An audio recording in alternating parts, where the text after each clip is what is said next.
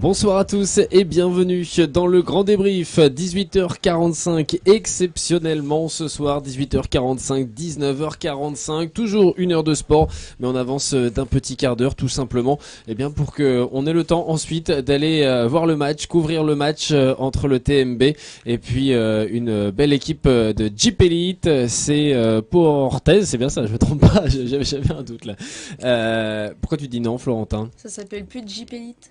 C'est BetClick Elite maintenant. BetClick, ouais, mais ils changent tous les ans aussi. Ouais. C'est juste une question de pognon. Ça parce que les paris sportifs c'est interdit pour les mineurs. Voilà, c'est juste une question d'argent de toute façon, donc on s'en fiche un petit peu du sponsor. Avec moi ce soir, Basile Martin. Salut Basile. Bonjour, bonsoir. Francis Leroux. Salut Francis. Bonsoir tout le monde. Florentin, donc on t'a déjà entendu, Florentin Cheminard. Salut Florentin. Bonsoir à tous. Et puis Bertrand Foy. Salut Bertrand.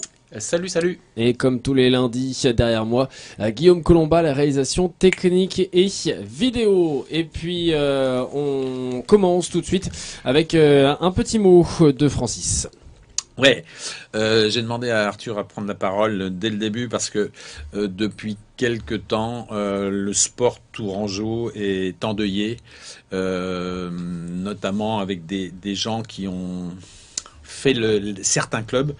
Je vais en citer trois, des grands noms du sport, des grands noms, des noms des sports tourangeaux, notamment Nicolas Jau, qui a été qui est décédé il y a quelques jours maintenant, à 57 ans. Il a fait les beaux jours de l'SPO, du TBC.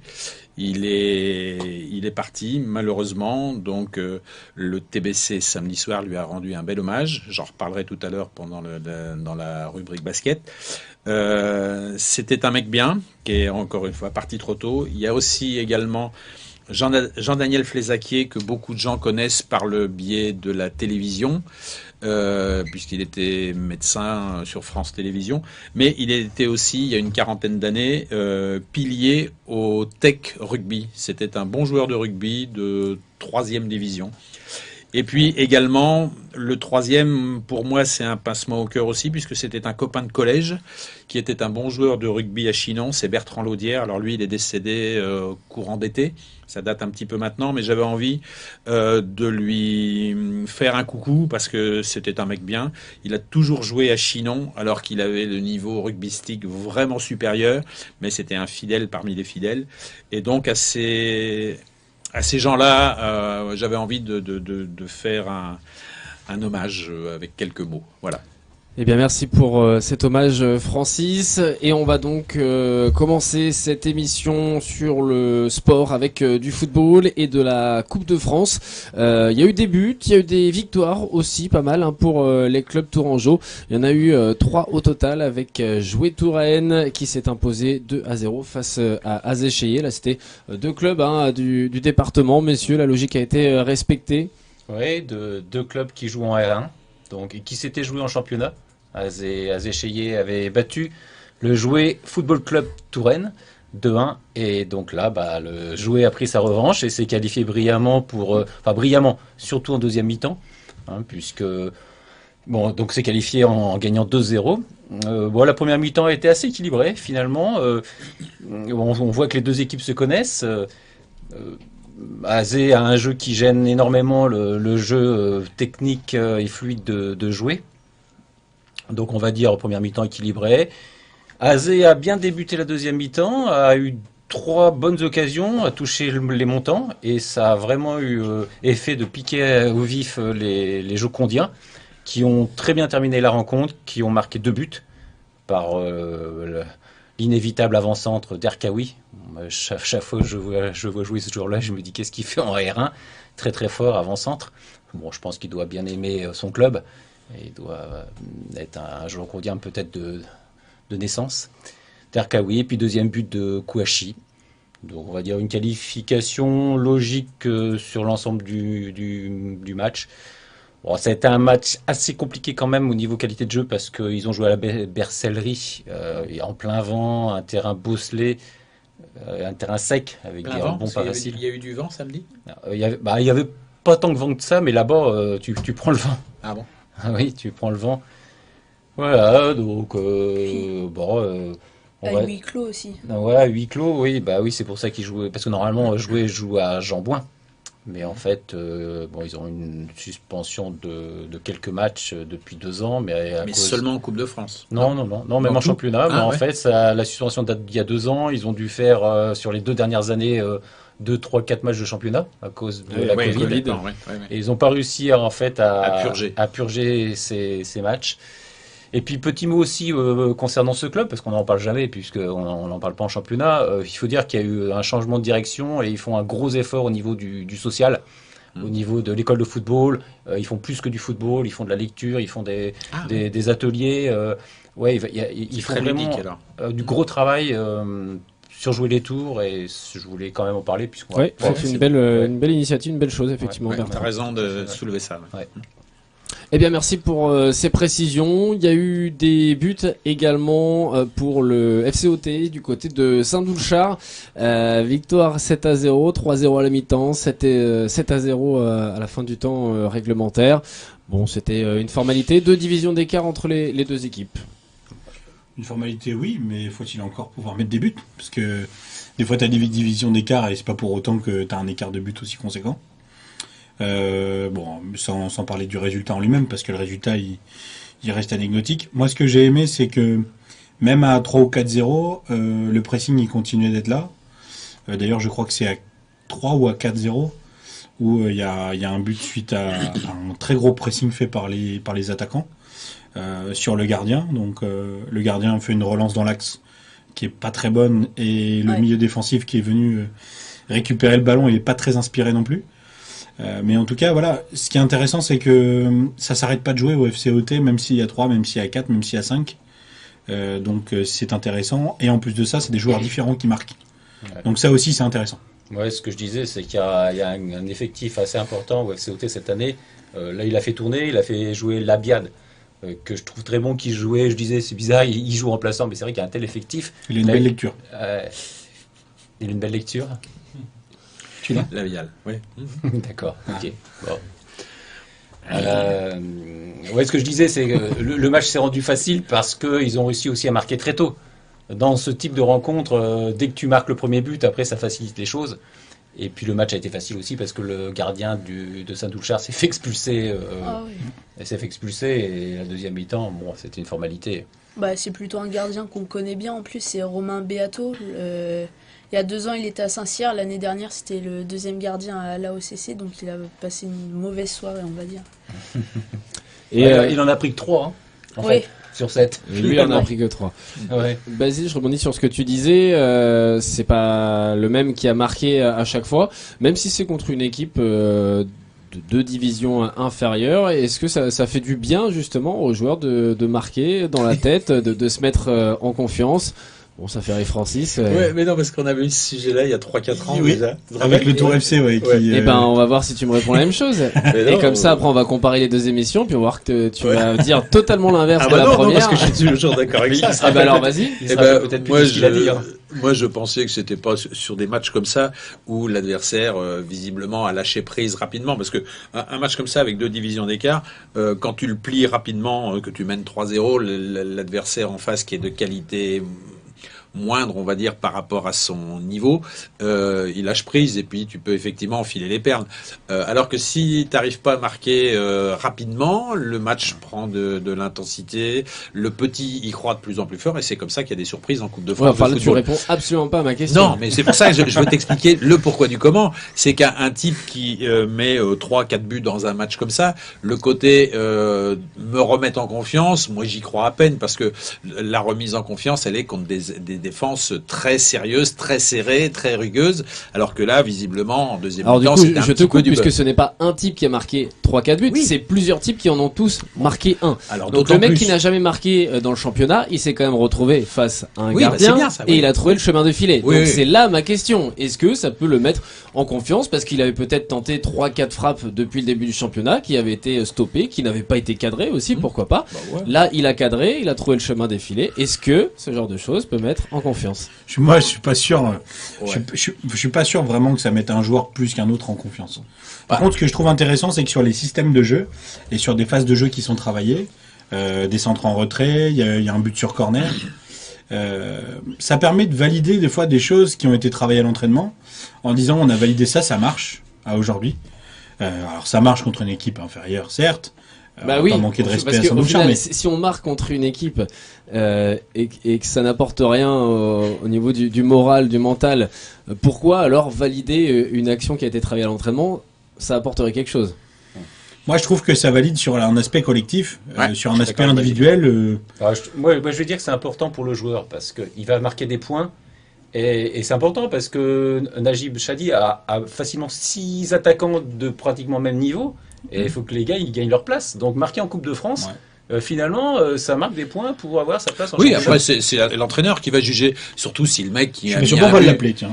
Ouais, non mais si le type qui marque un but ce soir-là, d'habitude quand il tente sa chance sur une frappe, qui déglingue le poteau de corner et que là il trouve la lucarne, effectivement il peut te confiance. Bah Il y a voilà. pas de problème. Bah alors, Mais au final, tu changes ton avis. oui non parce que Ah, si, je j'avais suis pas désolé. compris la question de cette façon-là. Voilà. Et il y a par exemple le gardien du FCOT qui a gagné sa place grâce à la Coupe de France. Exact. Parce que, bah vas-y Florentin, parle-en, tu le connais bien. Léo Tsotsis a pris la place de Nassim El Amin en championnat, puisqu'il avait fait un très bon match face à l'AOCC au tour dernier en Coupe de France. Ouais. Ouais, mais contre la OCC, contre une équipe qui est de même valeur. Voilà. Mais du coup, il a. De même niveau. Oui, mais du coup, il a gagné sa place en championnat de N3. Oui. Et celui qui a joué. Attention, samedi. Florentin, à pas taper la table parce qu'on entend tout. C'est parce qu'il est en colère. Excusez-moi. Il est en colère, oui. Non, mais du coup, il joue en championnat, Léo Tsotsis, et c'est samedi le match. Face à Saint-Doulchard, c'est Nassim El Amin qui a joué. Donc les rôles se sont inversés Voilà, grâce c'est au ça. match de Coupe de France. Oui, mais ce que disait Basile justement, c'est que il a été jugé sur un match de Coupe de France, d'accord, mais d'une équipe du même niveau, puisque c'était N3. Là, il y a 2 divisions d'écart. Est-ce qu'un type qui aura fait un bon match là sur un match de Coupe de France, parce qu'on lui a donné sa chance sur ce match-là, il a claqué un but, non mieux, mais est-ce qu'à l'entraînement cette semaine, il va quand même piquer la place du titulaire à part entière? Eh ben écoutez, je propose que ce soit le débat de la soirée. N'hésitez pas à répondre en commentaire. 7-0 donc pour le FCOT en Coupe de France face à une équipe 2 divisions en dessous. Est-ce que marquer dans ces conditions-là, ça apporte de la confiance ou est-ce que ce n'est qu'anecdotique? Si vous faites partie de ces joueurs, n'hésitez pas également à répondre en commentaire. On lira vos réponses avec grand plaisir. En tout cas, on pourra noter également que ce soir Francis a un nouveau mot, c'est le type. Ça fait 3 fois que tu le sors, alors que tu ne l'avais jamais sorti en à peu près 5 ans d'émission. Donc c'est Le type, j'ai envie de dire le mec ou voilà, le joueur. Ouais, Ouais, ah bah, il y a mais plein bon, de. c'est- bah oui, bah, c'est le il y a type des qui est soirs sorti comme ça. ce soir. Voilà. Donc on va continuer avec une autre victoire. On finira avec. Non, on va faire la défaite d'abord. Jouer portugais, Châteauneuf, 0-5. C'était un peu trop haut là pour les Jocondiens. Combien de divisions d'écart là Ouais, R2, N3. 2 divisions. Donc c'était la même chose au Ouais. final. Ouais. Bon, Ouais, bah, la Hiérarchie même chose. respectée. Il y a eu 7-0 pour le FCOT, là il y a 5-0 pour Châteauneuf. Bon, ça se vaut.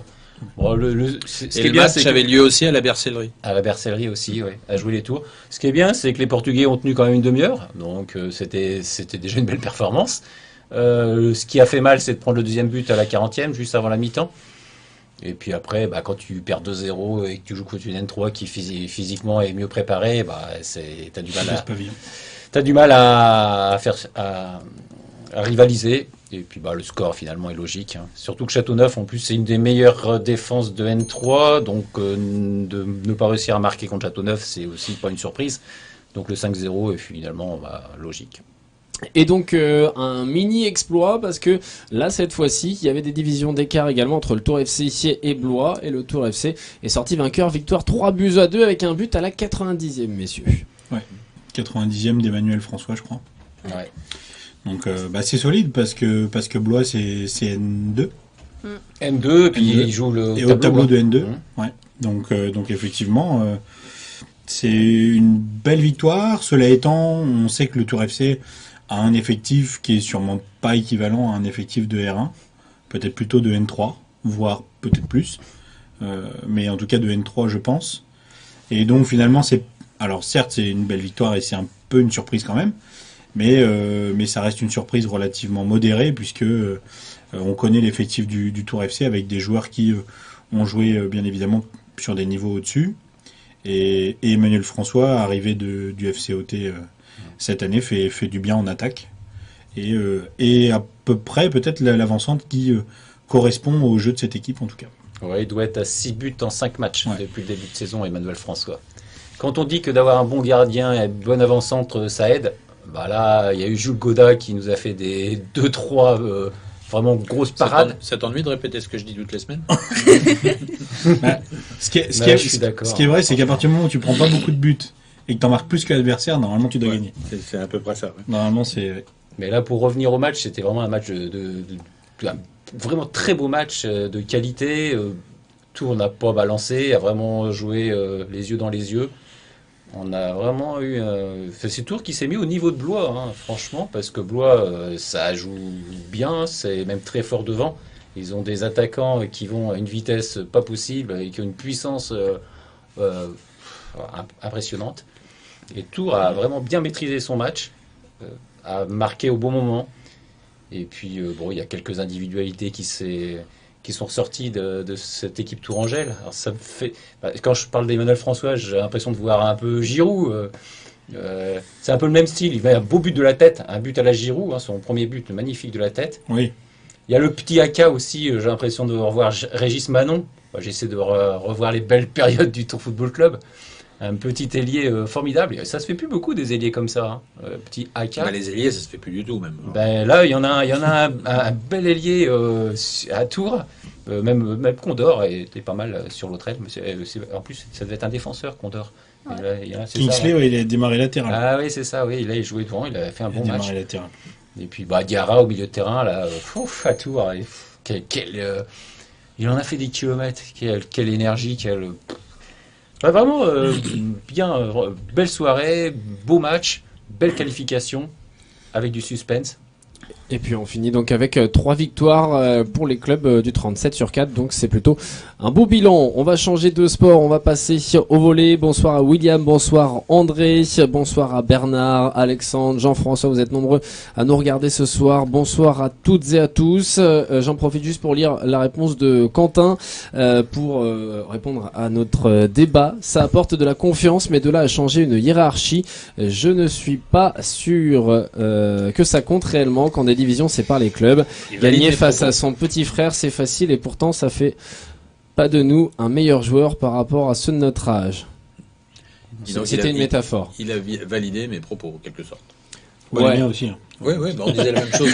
Mais c'est qu'il il connaît bien Bertrand et Florentin et moi aussi. Il voulait gagner un peu de points avec vous en répondant en votre faveur. Allez, on passe au volley, messieurs, après ce jingle.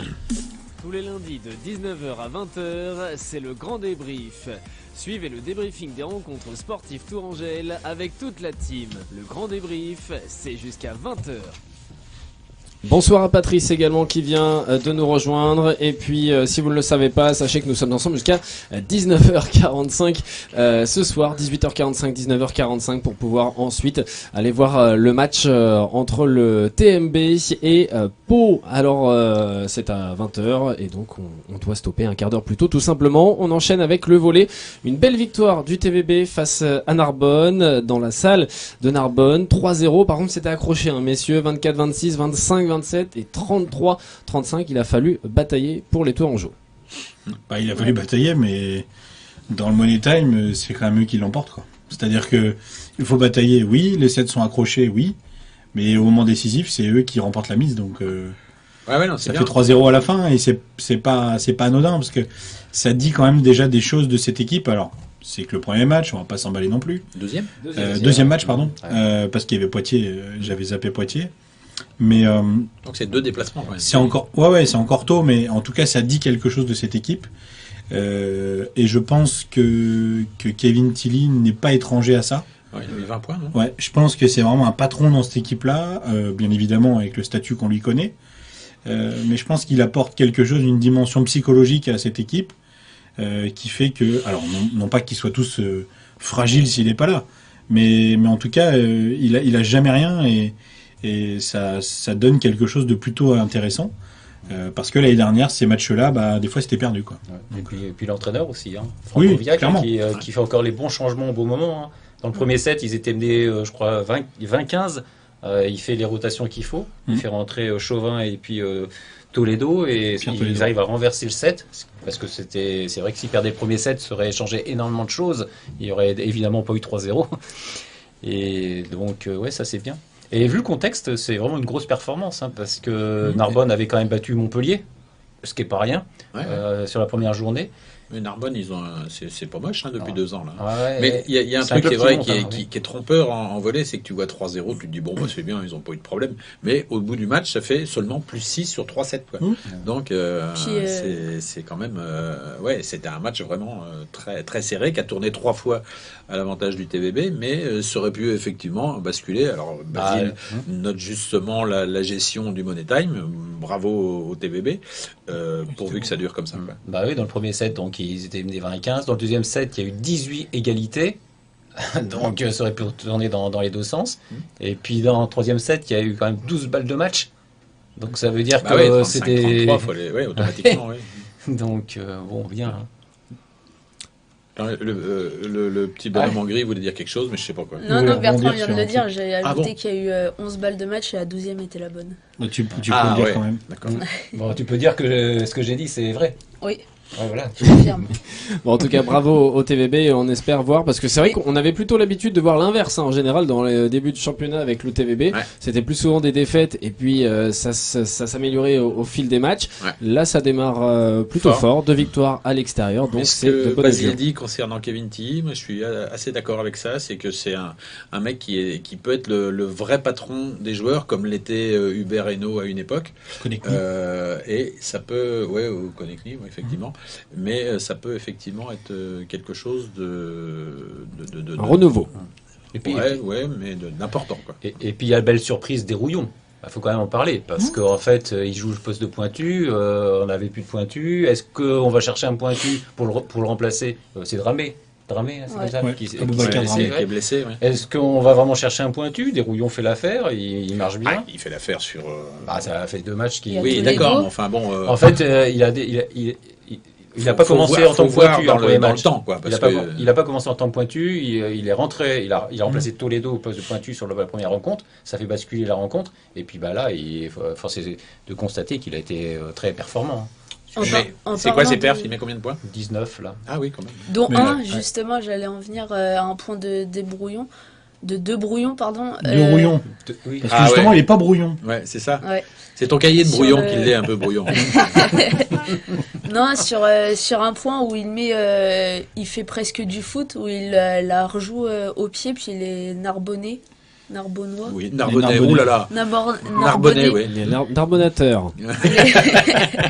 Les Narbonnais pensent dehors, sauf qu'elle est dedans, et il est même passé sur France 2 avec ce point. Il dorme un peu quand même. Oui, il est passé dans Stade 2. Ouais. À Stade 2, mais il dorme un peu quand même sur le point. Enfin, je veux pas lui enlever ça, parce que il est quasiment en dehors du terrain, et il a remis du pied...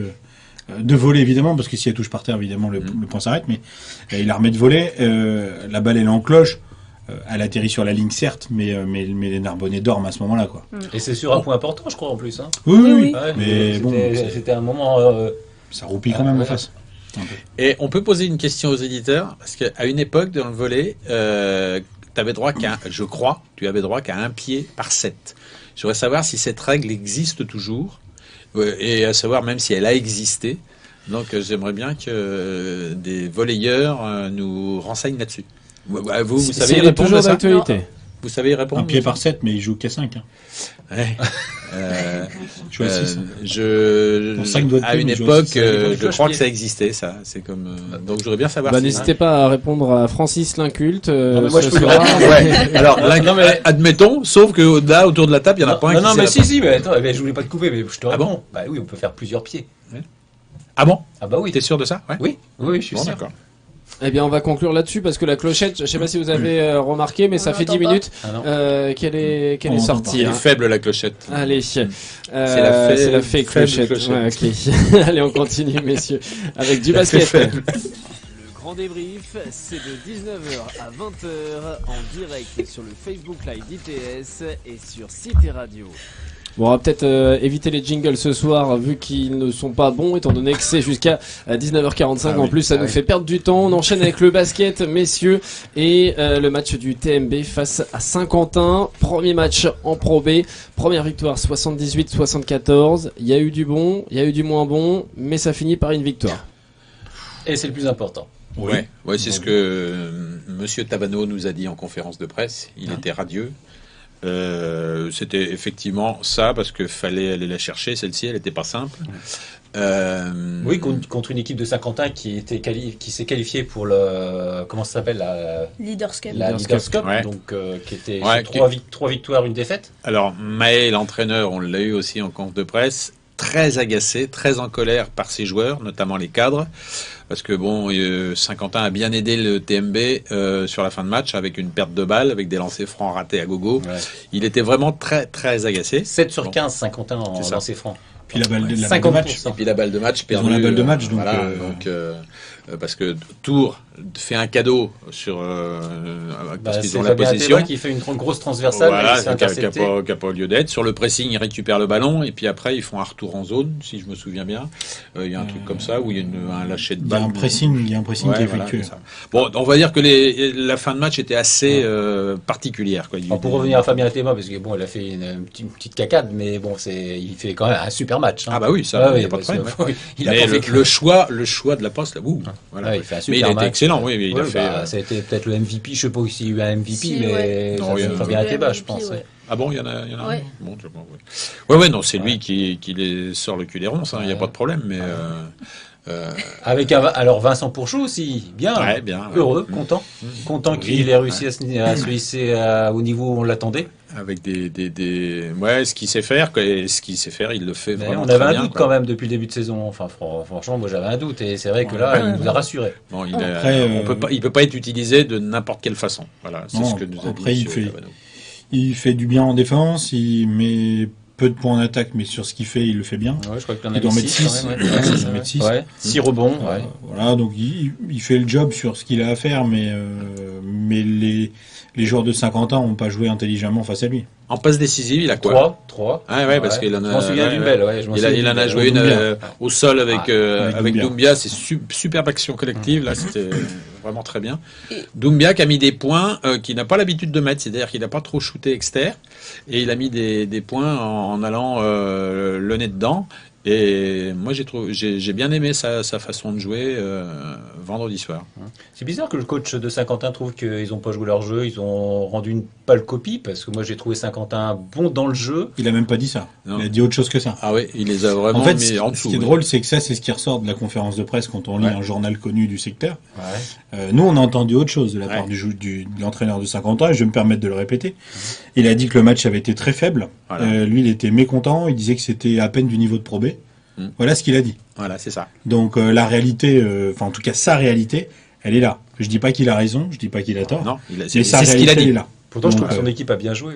Je trouvais au niveau, il trouve que les schémas n'ont pas été appliqués. Au niveau de la construction du jeu, je trouvais qu'ils ont été très forts en pick and roll, en bloc en haut de la zone.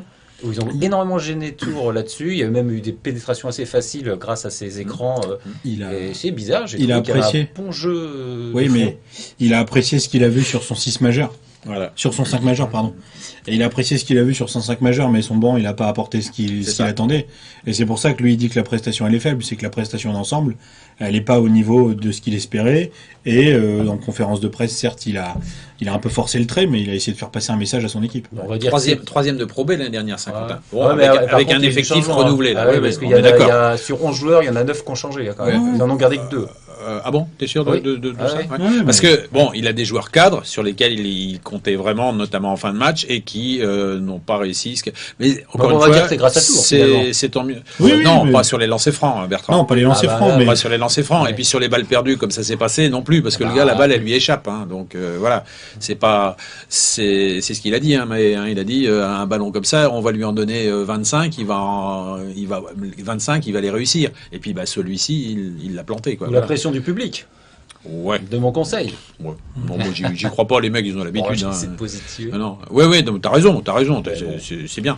Non, pas, ouais. Salle comble, quoi, on va dire bien rempli, pas comble, parce qu'il y a notamment dans les endroits des partenaires, il y a des vides par moment, ça veut dire qu'il y a des gens qui n'ont pas. Un guichet fermé. Oui, mais Ouais. Ce que je veux dire, c'est qu'il y a quand même des vides. Parce que les partenaires ne viennent Les partenaires pas. ont des places, mais ne viennent pas. Voilà, il y a Ouais. ça. Et puis, il y a des histoires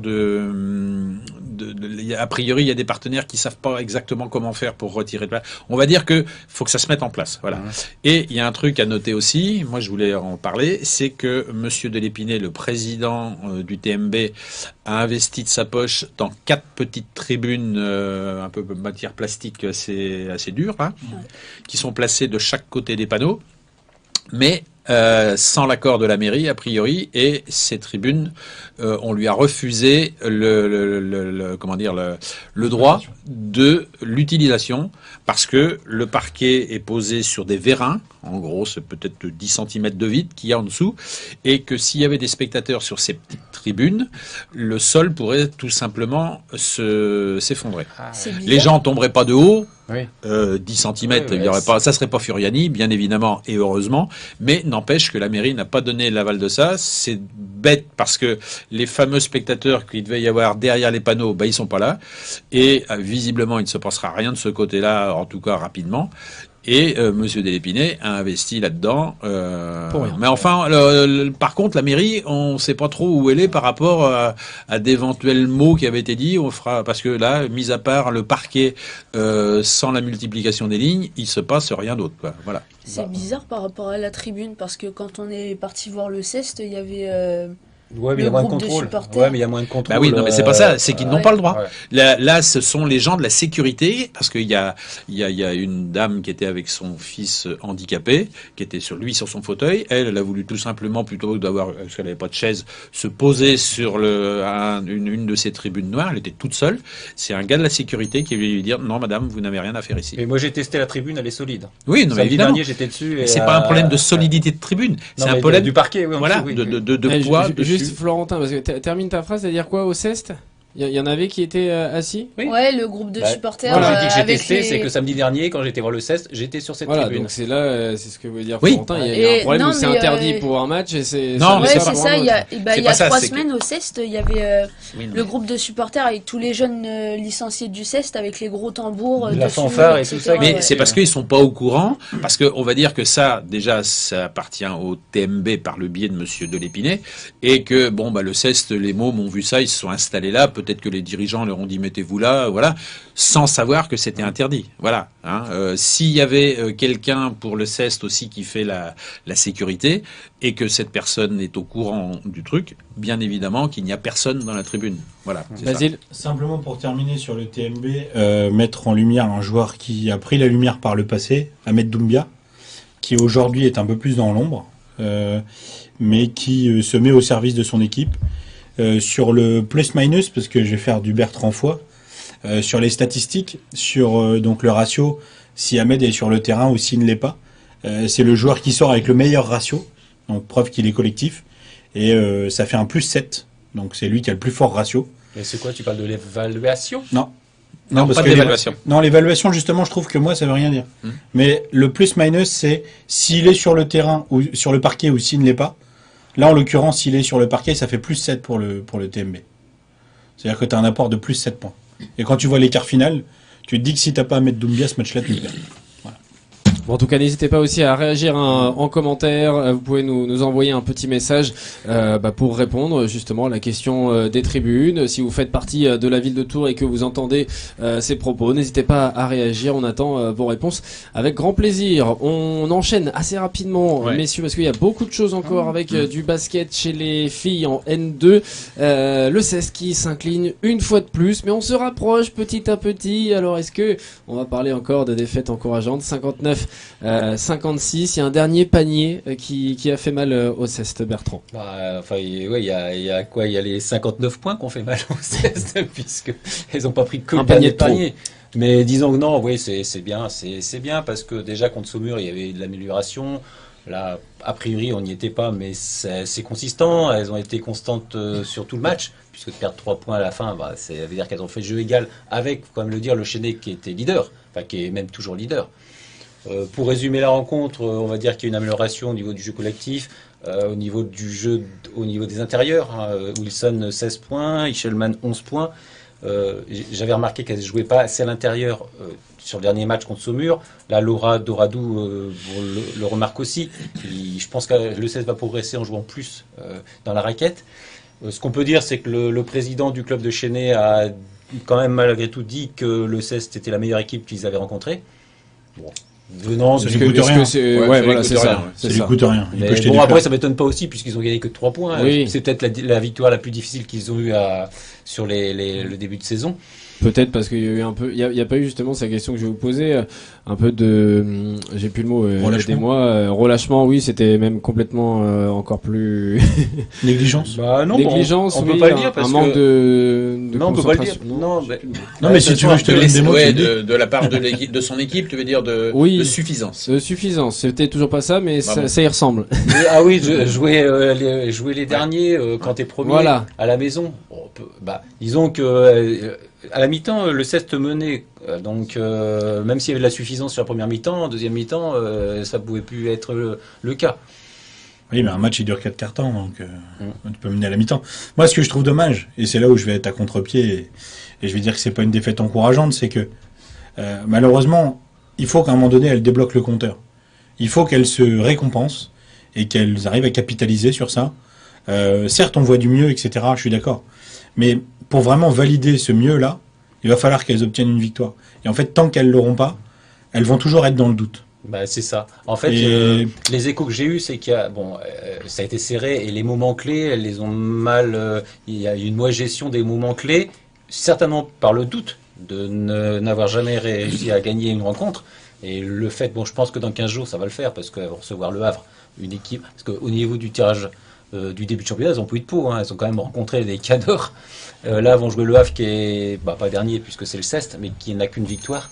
Donc on verra bien dans 15 jours ce que ça va donner, mais je pense qu'il va y avoir le déclic pour le Cest.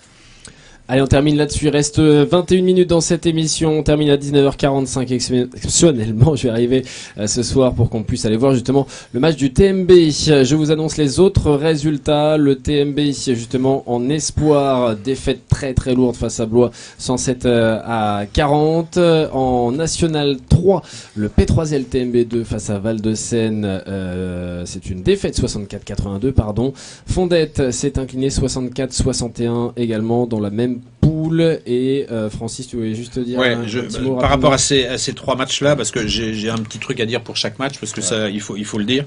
Le match du TBC, il y avait, encore une fois, ce match-là était sous l'égide de l'hommage à Nicolas Jau. Il y avait la famille de Nicolas Jau qui était présente, puisque le TBC organisait quelque chose pour lui.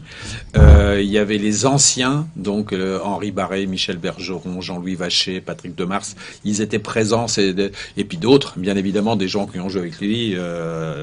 Voilà, c'était une belle fête, malgré la tristesse, et les joueurs, eux, ont tenu à ce que la fête soit réussie jusqu'au bout, puisqu'ils ont mis un point d'honneur à remporter ce match. Donc voilà, ça a été une très belle soirée sous on va dire, un fond de tristesse. Voilà. Avec une grosse performance des frères Bergeron. Oui. Si on peut parler du match en gros. Voilà. Merci. Attends, parce que moi j'étais au P3L qui jouait contre Val-de-Seine. Alors j'ai vu une première mi-temps très sympa. Val-de-Seine, c'est une grosse cylindrée de la poule avec des joueurs grands. Voilà, un bel effectif, c'est solide, ça va bien. P3L, je pense qu'ils vont se maintenir. J'ai vu une première mi-temps où ils ont été présents et tout. Ça manque de grands au P3L. Voilà, la taille a vraiment fait défaut. Par contre, la deuxième mi-temps ne m'a pas plu parce que chacun a voulu faire son one-man show. Ça jouait les uns après les autres. Il n'y avait pas de collectif. La deuxième mi-temps ne m'a vraiment pas plu. J'espère qu'ils vont savoir resserrer les boulons et mettre des schémas un petit peu en place, parce que s'ils font des matchs comme ça peut être un petit peu pénible.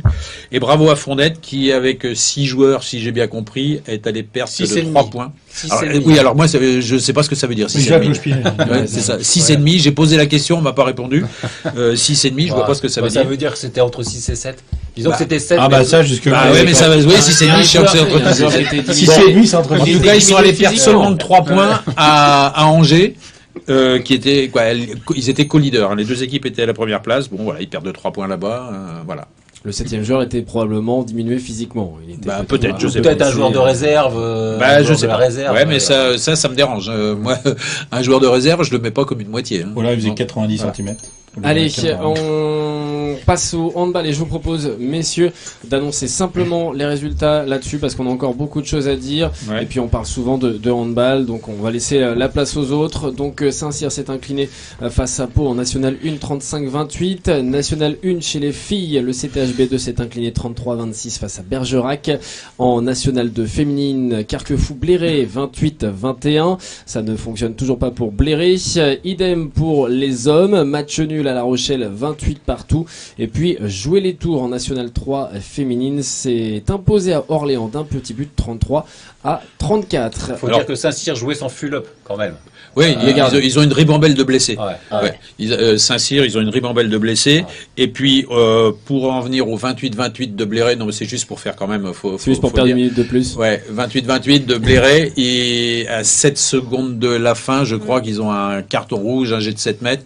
A priori, pas vraiment justifié. Ça, c'est du côté Bléré.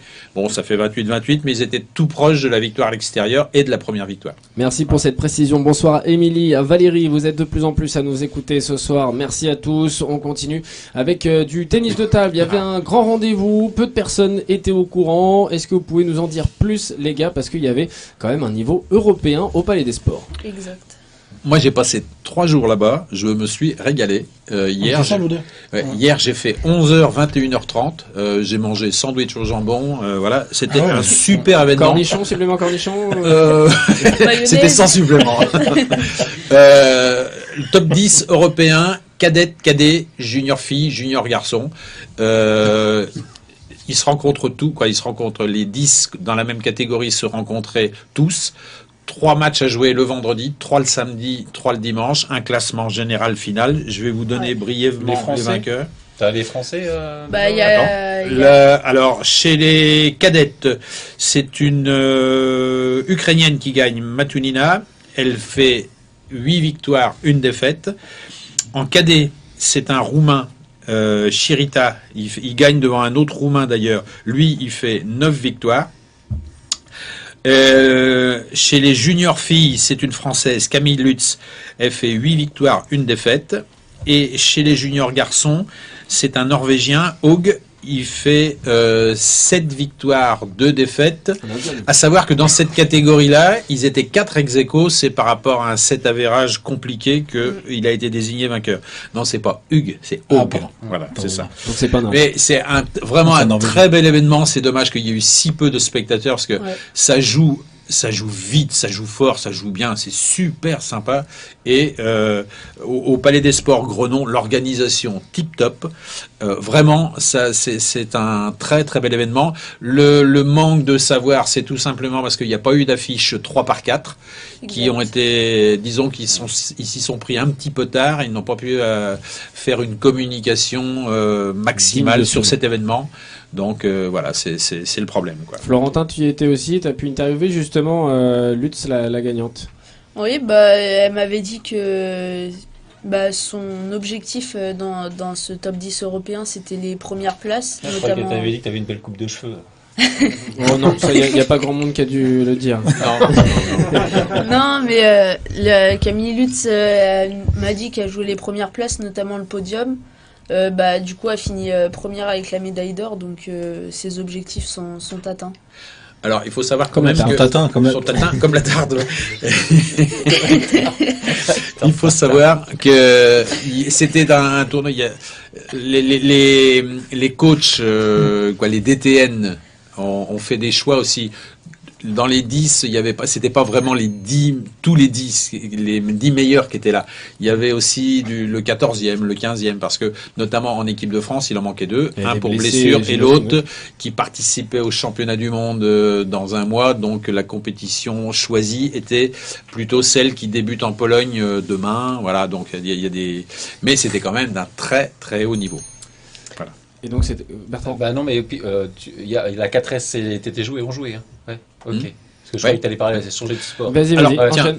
Attends, je termine là-dessus. Ouais. La 4S, principal organisateur de cet événement. De cet événement, pardon. Il faut le dire parce que Alexandre De Georges, le président de la 4S, a fait vraiment tout ce qu'il fallait pour que ce soit un très très bel événement. Voilà. Bertrand, Ouais, vas-y. donc la semaine dernière, la 4S a brillamment battu ici que des 3-0, donc c'est rapide. Ici, les Moulineaux. C'était contre qui? C'était contre ici, Ouais. Les Moulineaux. mais là. mais tu vois. Ici, mais là. Ouais. Et en féminine, le TT joué s'est incliné 2-3 à Saint-Quentin. Saint-Quentin, une équipe qui est européenne. Donc c'est un bon résultat. Et elle joue ce soir. Elles sont en train de jouer là. Ouais. Elles commencent à 19h. Ok. Voilà. En Allez. déplacement à Rouen, je crois. Merci Non, Bertrand Saint-Pierre-Oise. pour ces précisions. Rouen. On enchaîne, messieurs, avec du hockey sur glace. On n'en a pas souvent parlé. Les Remparts recevaient Mont-Blanc qui est un petit peu la bête noire hein, depuis plusieurs années des Remparts. Ça s'appelle le Yeti. Ouais. Et défaite encore une fois de plus, 1-4 sur la patinoire de Tours. Bah oui, c'est dommageable, on a du mal à trouver des mots qui soient source de réconfort, on va dire. Parce qu'on en a parlé, il y avait les points en moins, etc. Là, dans le jeu, c'est poussif.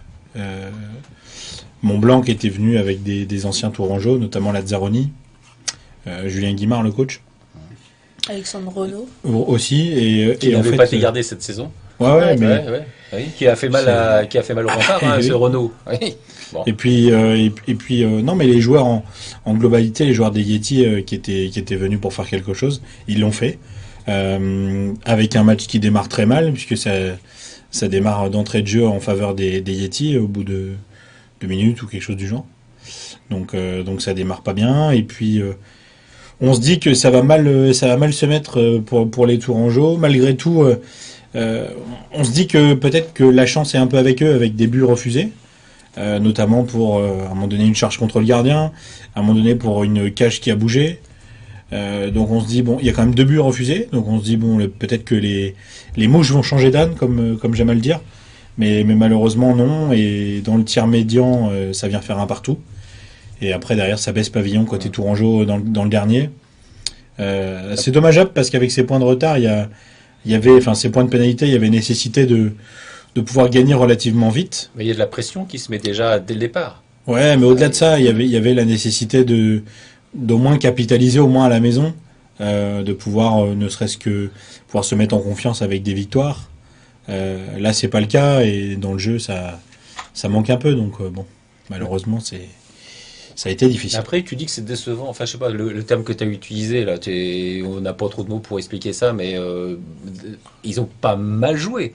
Puisqu'ils ont au moins fait jeu égal, ils perdent 4-1, mais ils ont fait au moins jeu égal. Non. Ils ont encore une fois tenté plus. Alors là, il y a un Ouais, gros mais problème non. offensif. Moi, je suis pas d'accord. On peut pas dire qu'ils ont fait jeu égal. Ils ont été dominés par cette équipe de Mont-Blanc. Ouais. Bah, ils ont été dominés, mais ils ont encore une fois tiré au but plus souvent. Ouais, Alors, mais- par rapport à ça, est-ce que tu as eu ce que les joueurs des Remparts t'ont répondu la semaine dernière quand tu analysais les matchs par le biais des statistiques? T'as pris des cartouches, mon coco. Oui, mais il y en Je a sais pas.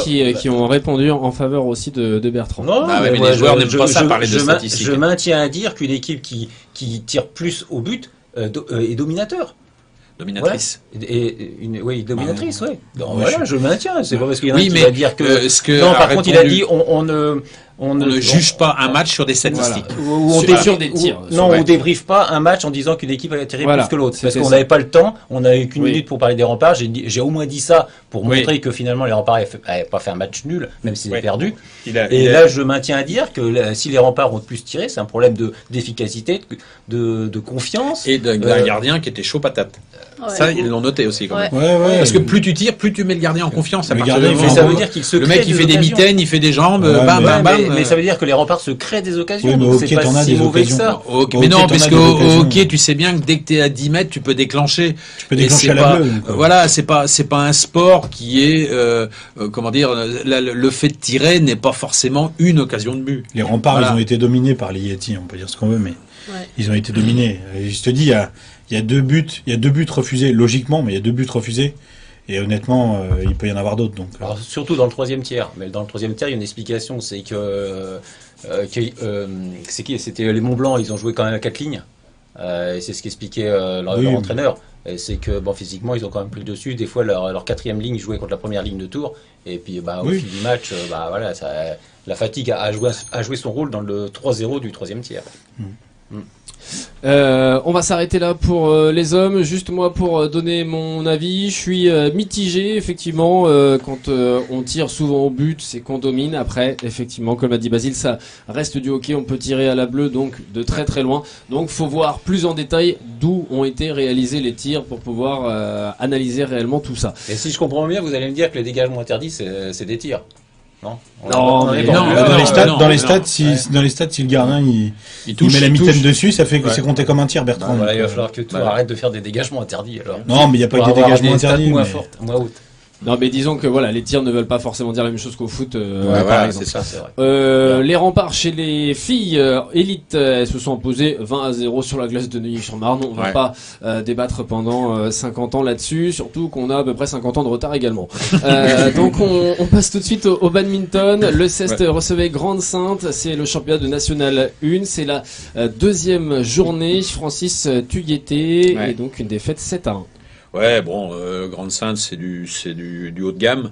C'est Johan Prouveau qui a apporté en simple le point à l'équipe du CEST. En face, donc c'est un sport qui joue mixte, hein, ça on le sait. Il y avait deux filles étrangères qui sont vraiment très fortes. La Grande-Sainte, c'est l'équipe qui envisage de monter dans la poule.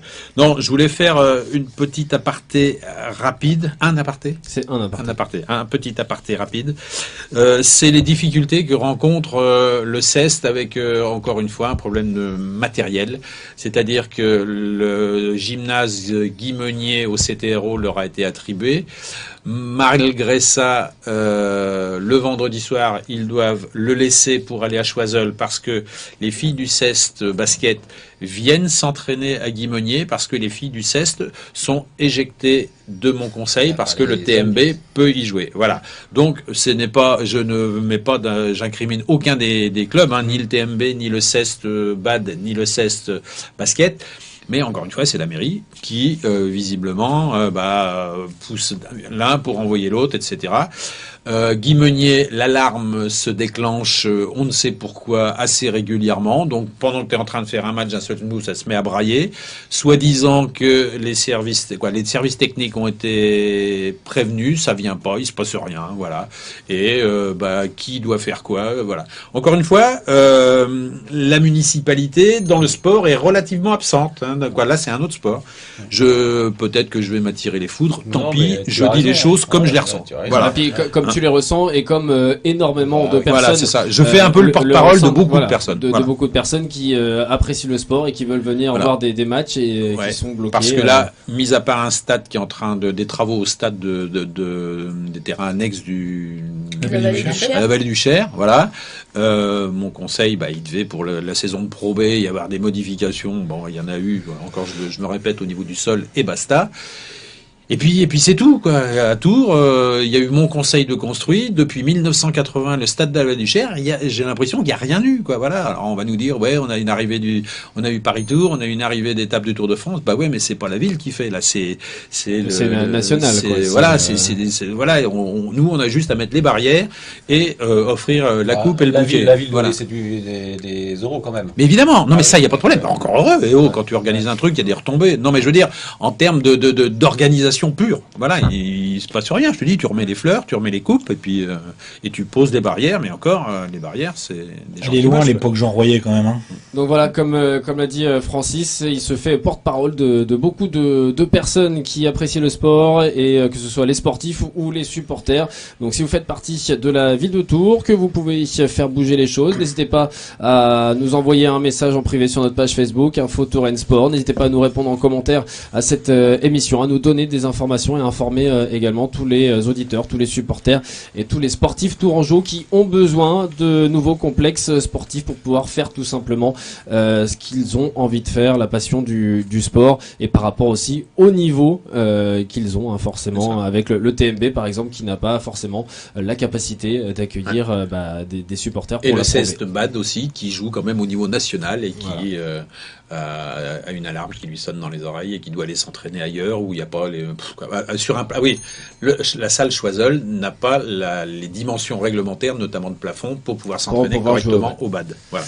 Allez, on conclut là-dessus. On a 3 minutes pour parler de rugby, messieurs, avec l'UST qui se déplaçait à Gennevilliers pour la Fédérale 2, défaite 38-20. Vous avez 3 minutes, top chrono. Oui, c'est dommageable. L'UST qui a du mal à voyager dans ce début de saison, alors face à des équipes, encore une fois, qui sont peut-être supérieures à l'UST dans ce début de championnat. En tout cas, comptablement parlant et au niveau du classement, elles sont supérieures. On verra par la suite si effectivement elles l'étaient vraiment. C'est dommage parce que ça fait 2 déplacements sans rien ramener, même pas un bonus défensif. C'est dommage parce que ça aurait été intéressant que les gars se récompensent, un peu à l'image du CEST dont on parlait tout à l'heure, mais il faudrait qu'ils se récompensent pour arriver à prendre des points à l'extérieur parce qu'ils réalisent un début de championnat qui est plutôt bon et tout à fait correct, donc c'est un peu dommageable. Dubarry blessé à l'échauffement, pointe au mollet qui revient, donc il ne démarre pas. On a été défaillant en touche, notamment au niveau des lancers, a priori. Là, c'est pas terrible. Il y a 8-6 pour Gennevilliers quand Quentin Barré prend un carton jaune, donc 10 minutes à 14. Et puis, juste avant la mi-temps, il y a un bel essai sur un petit coup de pied à suivre de Gennevilliers pour que ça tourne à 13-6. Ouais, qui fait mal à la tête, celui-là. Parce que s'il y a 8-6 à la mi-temps, ça peut changer les choses. Hein. Bon, et puis, dès le retour des citrons, comme Basile aimait l'écrire, il y a eu 26 tout de suite. Bon, après, il court après le score. Il y a eu jusqu'à 33-13. Bon, on se dit que là, les carottes sont cuites, quoi. Bon, a priori, dans les satisfactions, très bon match de Thomas Soulier qui a fini arrière. Donc, tu peux tout faire, Thomas. Voilà, ouais, il a priori, Thomas a encore fait un très bon match. Mais ce qui compte, c'est le match de dimanche contre la Baule, parce que la Baule, c'est une équipe qui, on va dire, si on dit qu'il y a un championnat à 2 vitesses, les 6 qui sont devant et puis les 6 qui sont derrière en ce moment. Peut-être que c'est pas tout à fait ça, mais tu situes Tours dans les 6 de devant, au début, pour l'instant, au début de la deuxième partie, parce que la Baule a été perdre à Daumont quand même. Hein. Ouais, la Baule a été allée perdre à Daumont. Quand tu vois la différence entre Tours et Daumont et tu les mets dans la même partie de tableau, ça fait peur. Ça fait qu'il y a des écarts énormes sur cette. Oui, mais Tours n'a pas encore le niveau des 6 premiers. Je pense. J'espère qu'ils vont l'avoir parce que c'est synonyme de 32e ou 16e. 32. Bon, bref, après, c'est la Baule la semaine prochaine. Il reste les petits à jouer quand même. Poitiers, oui, la on Baule, est d'accord. On est d'accord. Il y a des. La Baule, c'est pas un petit, mais Poitiers, la CBB. La Baule, ils ont perdu à Daumont. Oui, mais Daumont, je les ai vus jouer. Mais c'est pas parce que, en fait, c'est pas un syllogisme. En attendant, il y a 3 divisions d'écart entre ces 2 équipes, entre Tours et Daumont. Tu t'aventures dans des choses que tu non, c'est ce que j'ai vu. Mais en 3 divisions d'écart, est-ce que tu te rends compte de ce que tu dis? Allez, messieurs, c'est marseillais, mais on pourra retenir en tout cas cette phrase et on verra qui a raison lors du match. Basile, dernier. Une info, parce que ça va être le 30 et 31 octobre. Il y a le Wardington Sevens qui normalement a lieu au mois de mai avec un peu de chaleur. Là, ça va être un peu plus frais, une ambiance un peu plus fraîche. Un tournoi sous le signe d'Halloween. Donc tous ceux qui veulent y venir, je les invite à aller sur la page Facebook du Wardington Seven ou bien sur le site internet. Venez nombreux les 30 et 31 octobre au stade de la Vallée du Cher. Merci Basile, et puis si vous souhaitez tenter de gagner votre place pour le centre aquatique du lac, vous nous envoyez un message en privé sur notre page Facebook Info Tour Sport en nous donnant le score du match entre Gennevilliers et l'UST. On vient d'en parler il y a 3 minutes, vous revenez en arrière, vous nous envoyez le score et peut-être que vous aurez la chance d'être tiré au sort. On l'a donné ? Pardon. On l'a donné, Si, moi je l'ai donné, je l'ai donné en annonçant. Merci Basile, Martin, Francis Leroux, Florentin Cheminard, Bertrand Foy, Guillaume Colomba, la réalisation technique et vidéo, et on se retrouve donc la semaine prochaine, et puis on vous souhaite un beau match de